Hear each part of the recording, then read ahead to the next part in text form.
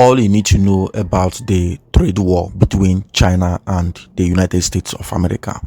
First of all, what is a trade war? A trade war is an economic conflict where countries impose tariffs or other trade barriers on each other in retaliation, usually to protect their own industries or respond to unfair trade practices. Looking into the background of the trade war between China and United States of America.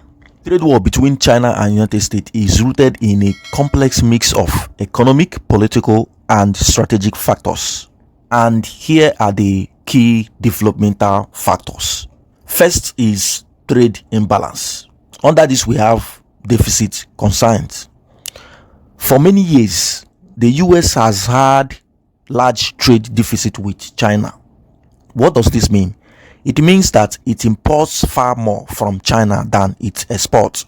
US leaders argued that this imbalance harmed American industries and jobs. Number two, intellectual property and technology.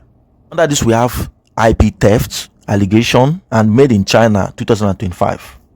Under this, the US accused China of unfair practices, including forced technology transfers and intellectual property thefts. This Chinese government initiative aimed at advancing high-tech industries raised concern in the US about losing global technology dominance. Number three, rise of protectionism. When Donald Trump became US president in 2017, he adopted a more protectionist stance, promising to reduce the trade deficit and bring manufacturing jobs back to the US. Tariff escalation. Between 2018 to 2019, the US imposed tariffs on hundreds of billions of dollars worth of Chinese goods. China retaliated with its own tariffs on US products. So, this led to affecting some sectors, which include electronics, agriculture, automotive, and consumer goods. Number five is Phase 1 agreement. This agreement was signed in 2020 by January. And in this agreement, it aims to ease tensions with China committing to buy more American goods and address some US concerns. However, many core issues remain unresolved. Broader strategic revival. Beyond trade, the trade war also reflected deeper strategic revival, including competition in technology. Example, when you talk about the Hawaii and 5G, stuff, military expansion, and of course, global influence. What is the current situation of the war baggage between 2024 to 2025?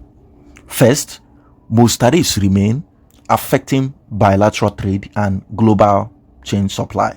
Secondly, both countries are trying to reduce dependency on each other, especially in sensitive sectors like technology and defense. 3. The US is working more with allies such as EU, Japan, South Korea to counter Chinese technology ambition. Lastly, global impact. The trade war has reshaped global trade patterns, with countries like Vietnam, Mexico, and India benefiting from companies moving operation out of China, country that is likely to win the trade war. Economically, United States has pushed companies to diversify supply chains, reducing reliance on China, maintains dominance in key areas like semiconductors and financial systems. China has its own weathered tariffs by pivoting to other markets and strengthening domestic industries, but faces slowing growth and foreign investment pullback. What's the verdict under this? Short term, both economies have taken hits. Long term, the US has more resilience in innovation and alliance, but China is playing a slower strategic game. Technologically, the US still leads in cutting-edge technologies such as AI, chips, aeroplanes, etc. China catching up fast, especially in green tech, digital payments, and telecom, such as Hawaii and EVS. Verdict on technology. US leads for now, but China is gaining ground rapidly with state support and massive investment. Geopolitically, US has relied allies, forming coalitions like Chip 4 Alliance and AUKUS. China, in the other way around, is expanding influence via Belt and Road. It's an regional partnership. So what is the verdict? It's a global chess match. Neither side is winning outright, but the US has stronger network. Public perception. The US faces domestic pressure over inflation and outsourcing. China, in the other way around, uses nationalism to boost internal support but faces global skepticism. Verdict: both sides are managing narratives, but global trust leans toward the US, especially among democracies. Bottom line, there is no clear winner right now. It's more like a prolonged, evolving power competition.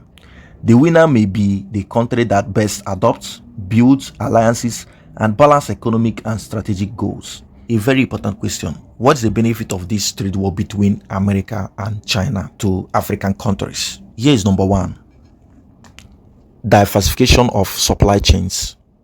As US and Western companies look to reduce dependence on China, they explore China plus one strategy.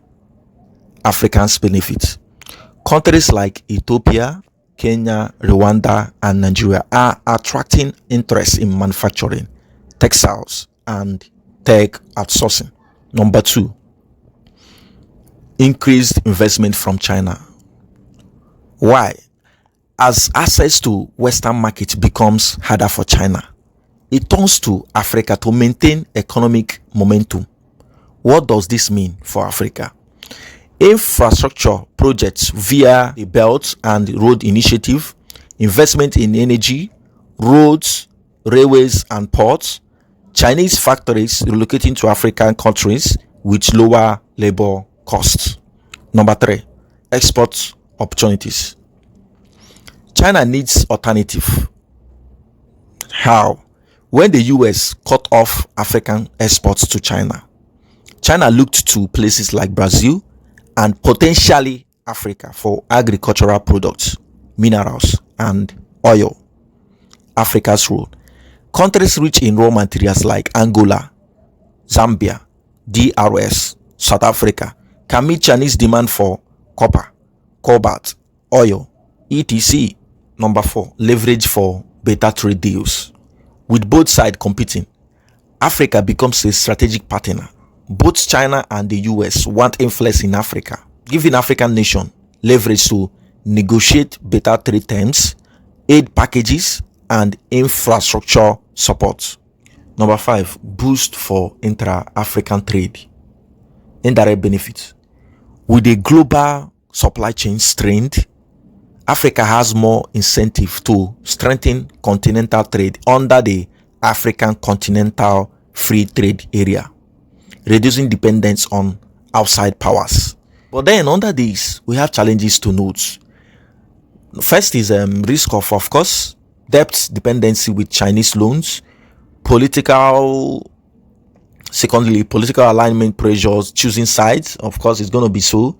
Need for better infrastructure, governance, and technology capacity to fully capitalize on opportunities. What's the bottom line of African benefits to this trade war?